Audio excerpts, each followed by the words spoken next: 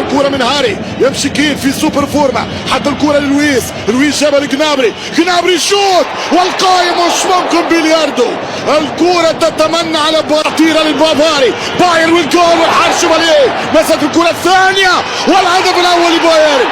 1-0 لمنشن. أي انطلاقة، لويس دياس الكافيتيريوس دي كولومبيا. فاري يحط الكرة لكين، كين يعمل التوسيع بالراس والتعادل. مش ممكن الكرة تمنعت. ما هذا النفاس. باركولا غلطة كبيرة، تمشي الكرة جنابري ويحط الكرة والهدف الثاني قريب. كرة عكسية من بافلوفيتش. يلعب كأن المباراة في الاليانز ارينا. خطأ يخرب الدفاع مش ممكن، فرصة والهدف الثاني.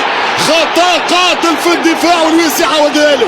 2-0 بعد خطأ من البرازيلي ماركينوس. 2-0 في نصف ساعة. البايرن يقدم اقوى عروضه ويقدم شهادة على انه اعلى المنافسين واختارهم هذا الموسم في رابط الابطال.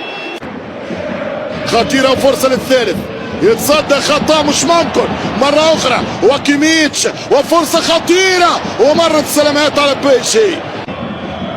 برجع الكرة عن طريق جنابري، يحط الكرة أوليس مرة أخرى. أوليس يلعب كرة تمشي لجنابري، خطيرة جدا صعبة جدا والهدف الثالث يضيع. شوت دانجلي يدخل الكرة يوسع، خطيرة والهدف الأول. الهدف الأول جواو نيفيز، هدف ولا أروع من جواو نيفيز يسجل هدف 2-1. كان سيناريو مرتقب. تكلمت على جودة التغييرات، على حتى الكرة لويس يحطها فابيان لويس التسديدة.